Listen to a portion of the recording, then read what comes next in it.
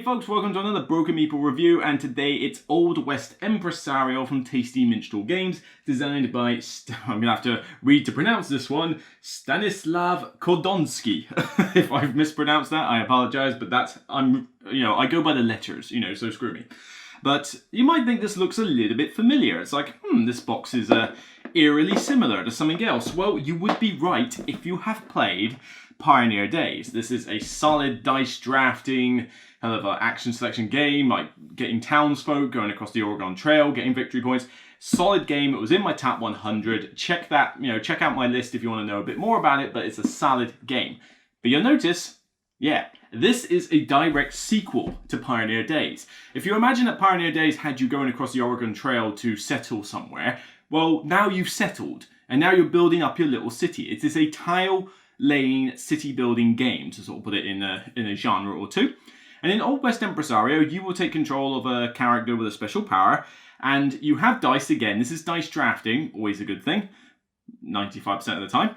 And you roll these dice, and there are these boards with 1, 2, 6 on them, and underneath you'll have 2 building tiles. And these buildings range from like saloons, distilleries, churches, tax offices, native settlements, inns, undertakers, you name it. There's quite a lot of building variety in this game. And with these boards and 2 tiles, you roll the dice, you set them in the boards where they go, and then you take it in turns to draft a single die and do one of 3 actions. Claim a tile, discard it for money, or activate your entire town based on the number you took. The buildings themselves have special effects, most of them that will go off during the game, some are just end-game scoring. And with a die, if you activate your town hall can always activate, but then your other buildings have numbers on the bottom of them, so like a 5 or a 2, so you might take the 4 die, and then your town hall and a mine and a distillery that all have the number 4 on them will all trigger and get you some cool bonus. So you might decide, right, well, I'm going to get a bunch of buildings that all trigger off the number 2. Good and bad. Yes, you'll have an awesome turn with a number 2, but then what if the 2's not out there? You can augment your die a little bit with some money, but that might not be enough. Not to mention it will also get a bit pricey if you do it too often. And then this basically just rinse and repeats. You go through all the dice until there's 1 left. Each player then gets to use that leftover dice to activate 1 building. So again, I love the idea that the leftover die is meaningful in some way. And you just check at the end of the round to see if someone's built 15 tiles or all these victory point tokens have exhausted, a la Mystic Veil style. And if that's not the case, roll the die, pass the start player marker on, rinse and repeat, and just keep going and going and going until you reach one of those endgame triggers. All the buildings will score in a lot of different ways until inevitably the most points wins. Of course! So that all sounded pretty simple, right? And that is true. It's one of the big plus points of this game. It is very simple. The rules to this are about 2 pages. 2 pages of rules, not including the setup, that you really need to know. And then there's half a bit page at the end for endgame scoring, but most of it comes off a reference aid that's on the back of the rulebook. That also partially lies in one of the few problems I have with this game, but more on that later. But yeah, if you want to pick up and play this game, you can do that. Perfect for a board game cafe, perfect for new players. You literally just go, all right, here's some bunch of tiles. So we put those there, dish out a card for players, lay out some wanted cards, which are objectives. And okay, we roll dice, claim. Okay, we're good to go. You will literally be that quick getting going with this game. Now, the game length says 45 to 60 minutes. That's not too inaccurate a time, actually, depending on your experience. The first game, maybe the first 2 games, you may find it will outstay that a little bit, maybe go on to 75 minutes. There's no reason it should take any longer than 75 though, unless you have some chronic AP going on. But this game is not a complex game, so hopefully that won't be the case. But there are 1 or 2 things that might hold you up the first couple of games. And the problem, and I say it's one of the few problems with this game, is the scoring. I had a huge fear when I took this game on. I thought, like, I've barely even heard of this game. I didn't even know they were doing a sequel. Okay, let's have a look. Simple. City building. Great. And then I looked at the back of the rulebook and went, oh my God. It's like, with the back of this, you have a reference aid for scoring. That entire back sheet, you probably won't be able to see it that easy, but all of that is scoring. All right? All of that is scoring. And there's a lot of ways things score and what effects they have. So a mine, collect $2. 2 VP of adjacent to at least one inn. Saloon, collect a buck for each adjacent constructed building. 1 VP per adjacent distillery. Carpenter, build a building. For each adjacent church, get a VP, plus 4 VP if completely surrounded. You get the point. There's a lot of buildings on here. The scoring, I was afraid, was going to take so much time that it would just basically envelop the whole game. There was another game I reviewed summer last year, I believe, called Carson City the Card Game.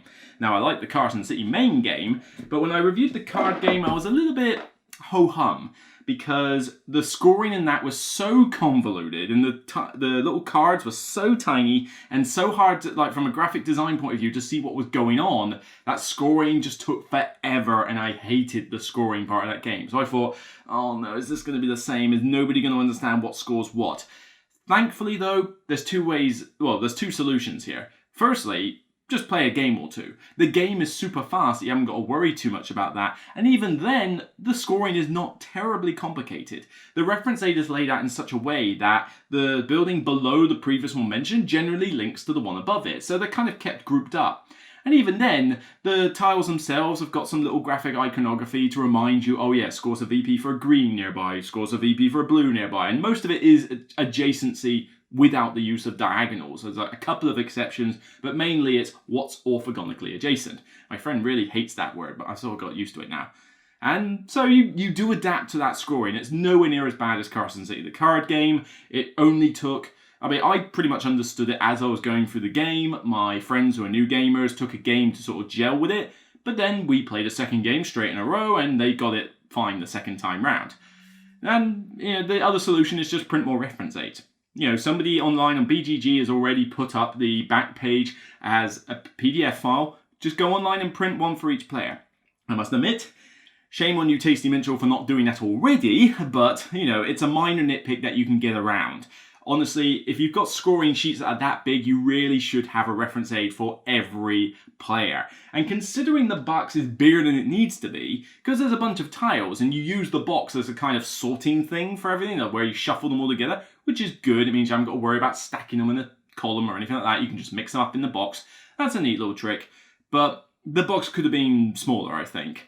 But if you're going to make it this big, at least just for the rule book, why not shove in a few extra reference aids? Would it have killed you? A small thing to ask for. But yeah, it's a very simple game to learn. A little bit harder to get in touch with the scoring, but it won't take you long to get through it. Now, in terms of the player count, 2 to 4, it scales pretty well. I found it scales absolutely fine either way. You'll add more time to the game with more players, but again, this game should not take you more than 75 minutes, and with experience, you can get it into 60 minutes easily. It's actually a very short game, and that's always a plus. A game that you can get to the table, get set up, get going, finish, nice and quick, all well and good. With 2 to 4 players, the scaling is based on the dice. You have a total number of 2 dice per player plus 1. That's it. No other scaling. The tiles don't scale. Nothing else scales. The wanted cards don't scale. It's basically how many dice you have. So there's always going to be a little bit of congestion for the dice, or contesting for the dice on those boards, that it never feels like it's too liberal, too open.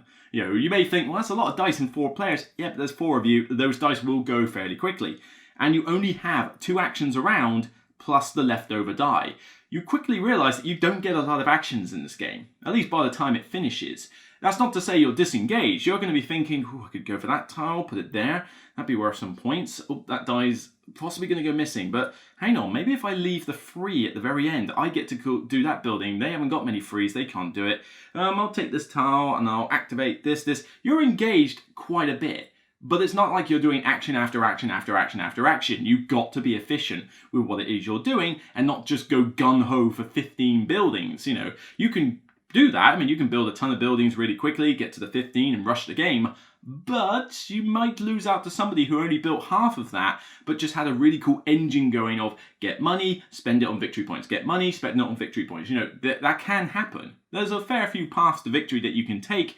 And, you may focus on one particular aspect or get a balance of everything. Although I will say, A bit like Wingspan, don't let somebody run away with the objectives. The wanted objectives, if one person gets all of those, chances are they're in a winning position. At least that's what I found, because generally I've gone for those quite a bit and won the games when I have. So, definitely pay attention to those objectives. They're more important than you think. But yeah, the gameplay is very smooth, very clean, very fun. I didn't feel like it was grinding its gears trying to go from turn to turn like I felt with Carson City the card game. I know I'm comparing the two, and to be fair, they are similar in some respects. I mean, you're taking a tile or a card, building a city, and then depending where you put the city tiles, they score in various ways. It's a very similar concept, just a different, dice versus cards, basically. But here, smooth as butter. It just, from round to round, it's seamless. You barely even remember a new round has started because you don't have to refresh all the tiles and do any of that admin bookkeeping. You just replenish the tiles when somebody claims or discards a tile. That's it. None of this whole, right, has the round finished? Right, hang on. Whoop, scribble those up. 1, 2, 1, 2, 1, 2. You got none of that. All you do for upkeep is pass a start player marker, roll all the dice, assign them. Nice and quick. 2 of you doing that in a game, and even 1 of you doing that in a game is pretty quick. And then go, go, go. Turns can be lightning fast if you're not careful, because if you know exactly what you're doing for your 2 actions that you've already thought, right, I want that and I want that, and it goes your way, your turns are super fast.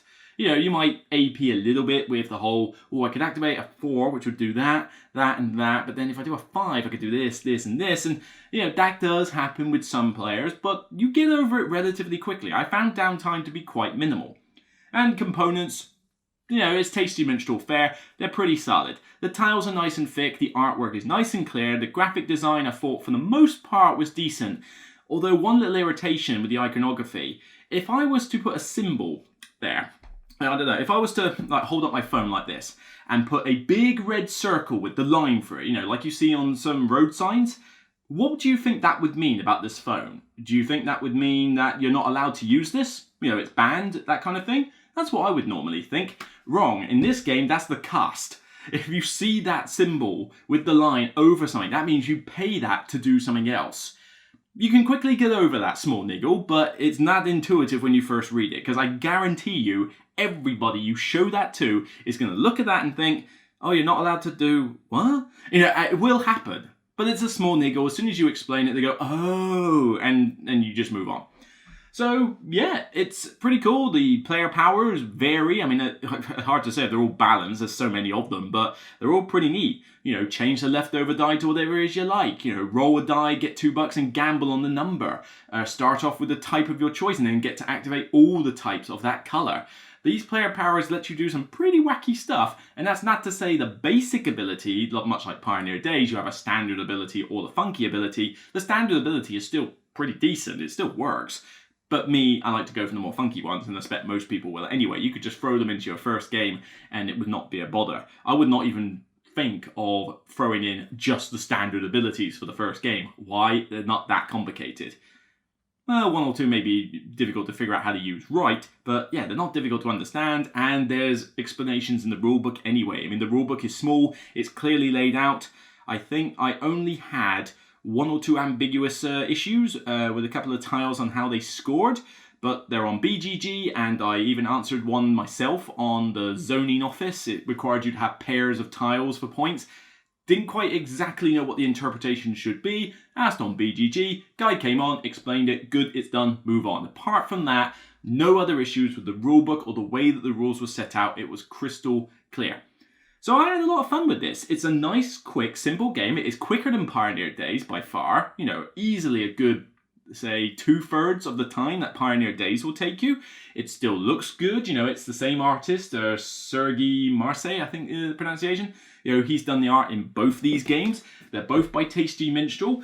Will this be a trilogy? I don't know, but I can certainly say that they're for a 2 to 4 player game that takes less than an hour and a half. That's easy to learn in both cases. This one's a little bit more meaty, this one's simpler. These are both really solid games. This is a Tab 100. Will this be? Who knows? But I'm definitely going to give it pretty high marks. It's not something that I'm thinking, I'll play multiple times too often, because then you might run through a few of those paths to victory. But I think it's going to hit the table quite often, in my opinion. It's solid. I think overall, I give this one a big, fat, solid 8.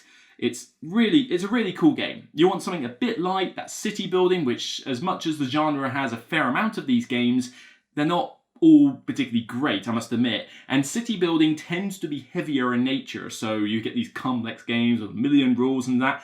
This is one of the simpler city building games I've got, alongside, I'd say, Quadropolis behind me.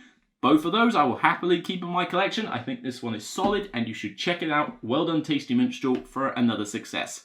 So that's it from me. I'll see you on the next Broken Meeple review. And until then, whether your Undertaker is zapping all my cash or you built your saloon right next to my church, just remember, it's only a game.